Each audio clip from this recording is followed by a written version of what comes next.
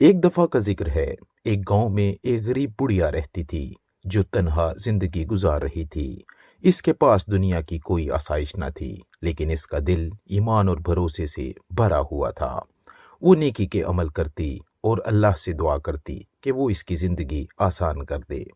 एक दिन एक नौजवान गांव में आया जो रोजगार की तलाश में था। इसका नाम खालिद था। वो बेरोजगार, भूखा, प्यासा और थका हुआ था। गांव वालों ने इसकी मदद करने से इनकार कर दिया, क्योंकि वो इसे अजनबी समझते थे।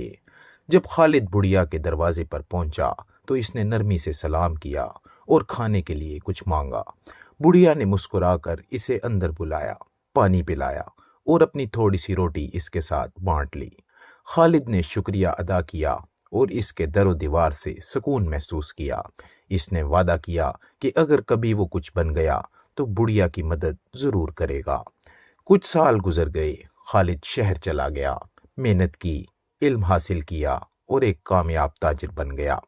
जब वो वापस आया तो इसने गांव में बुढ़िया के बारे में पूछा। पता चला कि बुढ़िया अब सख्त बीमार है और नहायत कमज़ोर हो चुकी है। खालिद ने फौरन इसके लिए एक नया घर बनवाया, दुआएं खरीदी और बुढ़िया की खिदमत करने के लिए एक खिदमत गुजार भी रख कर दिया। जब बुढ़िया को होश आया और इसने खालिद को देखा तो वो हैरान हो गई। खालिद ने कहा, आपकी नेकी ने मुझे जिंदगी दी, अब मेरी बारी है। बुढ़िया की आंखों में आंसू आ गए। इसने हाथ उठाकर दुआ दी, ए अल्लाह, इस नौजवान की जिंदगी में बरकत अता फरमा जैसा कि इसने मेरी खिदमत की। दोस्तों, दीन इस्लाम भी हमें नेकी की तालीमात देता है। नेकी की अहमियत को बार बार बयान किया गया है। नेकी सिर्फ बड़ी इबादत जैसे नमाज, रोज़ा या ज़कात तक महदूद नहीं, बल्कि रोज़मर्रा ज़िंदगी के छोटे छोटे काम भी नेकी के ज़ुमरे में आते हैं।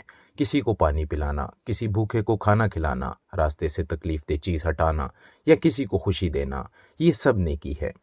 अल्लाह तबारक व ताला कुरान मजीद में फरमाते हैं, यानी अगर कोई ज़रा बराबर भी नेकी करेगा तो वो इसका बदला ज़रूर पाएगा। दोस्तों, अगर आपको ये कहानी पसंद आई हो तो हमारे चैनल को सब्सक्राइब करें और कमेंट सेक्शन में अपनी राय का इजहार ज़रूर करें। मिलते हैं किसी नई कहानी में।